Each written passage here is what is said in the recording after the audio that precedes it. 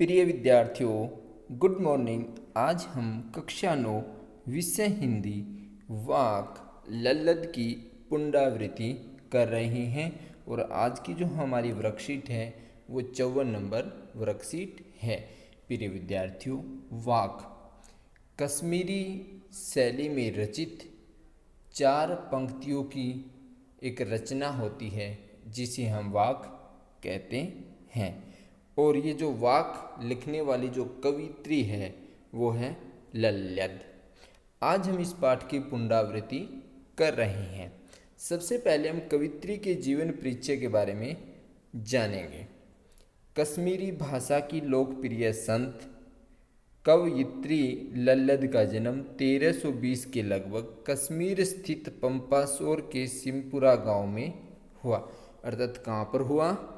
कश्मीर स्थित पंपासोर के सिमपुरा गांव में 1320 में इनका जन्म हुआ। वैसे तो इनके जन्म के बारे में कोई प्रमाणिक जानकारी नहीं मिलती है, किंतु लल्लद को कुछ अन्य नामों से भी जानते थे, जैसे लल्लेश्वरी, लल्ला, लल योगेश्वरी, ललारिफा आदि नामों से भी जानते हैं। और इनका जो देहांत है 1391 के आसपास माना जाता है। लल्लद की जो काव्य शैली को, अर्थात जो उसके जो लिखने की शैली थी, उसको हम वाक कहते हैं। जिस तरह से हिंदी में कबीर के दोहों को दोहे, मीरा के पद, तुलसी की चौपाई, रसखान के सविये प्रसिद्ध हैं, उसी तरह लल्लद जो कवित्री है इसके वाक प्रसिद्ध हैं। अपने वाक के जरिए उन्होंने जाति और धर्म की संकीर्णताओं से ऊपर उठकर भक्ति के ऐसे रास्ते पर चलने पर जोर दिया है जिसका जुड़ाव जीवन से हो। उन्होंने धार्मिक आडंबरों का विरोध किया है, प्रेम को सबसे बड़ा मूल्य बताया है। अर्थात वो प्रेम को सबसे बड़ा मूल्य मानती हैं लल्लद जी। लोक जीवन के तत्वों से प्रेरित लल्लद की रचनाओं में तत्कालीन पंडिताऊ भाषा संस्कृत और दरबाज के बोझ से दबी फारसी के स्थान पर जनता की सरल भाषा का प्रयोग किया गया। अर्थात जो लल्लद है वो न तो जो उस समय की भाषा प्रचलन में थी जैसे संस्कृत या फिर दरबारों की भाषा फारसी होती थी, कह रहा कि उनसे हट करके सरल भाषा का प्रयोग करती जिसे आम जनता चाहती है। यही कारण है कि लल्लद की रचनाएं सैकड़ों वर्षों से लेकर के आज भी कश्मीरी जनता की स्मृति और वाणी में जीवित हैं और वे आधुनिक कश्मीरी भाषा की प्रमुख स्तंभ मानी जाती हैं। अब जो इनकी वाक है, रस्सी कच्चे धागे की खींच रही मैं नाव, जाने कब सुन मेरी पुकार, करे देव भवसागर पार। प्रिय विद्यार्थियों, इन पंक्तियों में जो कवियत्री हैं वो अपने इंतजार और प्रयासों का वर्णन कर रही है।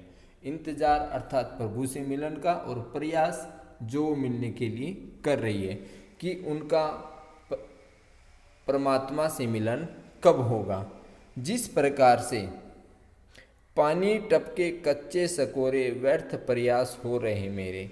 जिस प्रकार से कच्चे घड़े से पानी टपक टपक करके कम होता जाता है, तो कवियत्री कह रही कि उसी प्रकार मेरा जीवन भी दिन प्रतिदिन कम होता जा रहा है और मैं व्याकुल होती जा रही हूँ कि ईश्वर उनकी पुकार कब सुनेंगे और कब इस भव सागर से मेरा बेड़ा पार करेंगे। अर्थात इन पंक्तियों में जो कवित्री है परमात्मा के निकट जाने वाले जो प्रयास हैं, अर्थात उनको जो है कच्चे धागे से खींचे जाने वाली नाव के रूप में बताती हैं। अर्थात कवित्री कह रही है कि मैं परमात्मा से मिलना चाहती हूँ, किंतु जो मेरे प्रयास है ना, वो जिस प्रकार से कच्चे धागे से नाव खींचना एक व्यर्थ प्रयास होता है, कह रहा कि मेरा जो परमात्मा से मिलने का जो प्रयास है, मुझे लग रहा है कि वो व्यर्थ ही प्रयास है। क्योंकि कच्चे धागे का प्रयोग इसलिए किया है कि मनुष्य कुछ समय के लिए इस धरती पर रहता है और उसके बाद अपना शरीर त्याग देता है। धीरे धीरे समय निकलता जा रहा है, पर कवित्री कह रही है कि जो प्रभु के मिलन कि जो मेरे सारे प्रयास थे वो क्या हो रहे हैं, व्यर्थ हो रहे हैं। अब उन्हें ऐसा लग रहा है कि जी में उठती रह रहूक घर जाने की चाह गिरे, अर्थात मेरी मृत्यु समीप है और अब शायद भगवान मुझे नहीं मिल पाएंगे। जो मेरा हृदय तड़फ रहा है किससे, प्रभु मिलन के लिए, कह रहा कि शायद वो मेरा पूरा ना हो, किंतु फिर भी वो कह रही है कि मैं प्रभु से जो है मिलना चाहती हूँ, उनके घर जाना चाहती हूँ, उनकी भक्ति में लीन होना चाहती हूँ। ऐसा कवियत्री लल्लद कह रही हैं। अब इसके कुछ अभ्यास के प्रश्न हैं। तो प्यारे बच्चों, यदि आपने चैनल को सब्सक्राइब नहीं किया है तो आप चैनल को सब्सक्राइब करें, लाइक करें और अपने दोस्तों से भी लाइक सब्सक्राइब करवाएं। हमारा प्रथम प्रश्न है, कवियत्री यह क्यों चाहती है कि ईश्वर उनकी पुकार सुने। तो प्यारे बच्चों, कवियत्री ईश्वर से इसलिए पुकार कर रही है क्योंकि ईश्वर ही संसार रूपी सागर से उनका बेड़ा पार लगाएंगे और आत्मा संसार रूपी वैतरणी को पार करके ईश्वर से मिलना चाहती है और इसलिए कवियत्री चाहती है कि ईश्वर उनकी पुकार को सुने। हमारा प्रश्न नंबर 2 है, रस्सी कच्चे धागे की को क्या कहा गया है।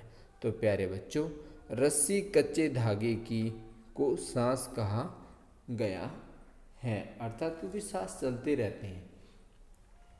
वाक किसे कहते हैं। वाक जो है 4 पंक्तियों में बद्ध एक कश्मीरी रचना और जो कश्मीरी शैली होती है उसी को हम वाक कहते हैं।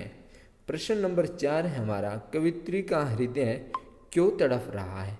प्रिय विद्यार्थियों, कवियत्री का हृदय इसलिए तड़फ रहा है क्योंकि उनके द्वारा किए गए प्रभु मिलन के सारे प्रयास क्या हो रहे हैं, व्यर्थ हो रहे हैं और उनकी मृत्यु भी समीप है और शायद अब प्रभु से मिल नहीं पाएगी, इसलिए उनका हृदय व्याकुल हो रहा है या फिर अर्थात तड़फ रहा है। हमारा प्रश्न नंबर 5 है, कवियत्री ने किस रास्ते पर चलने का जोर दिया है।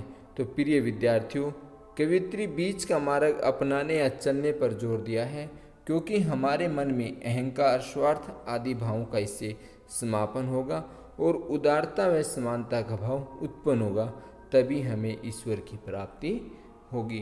तो आशा करता हूँ प्यारे बच्चों आप इसे समझ गए होंगे। धन्यवाद।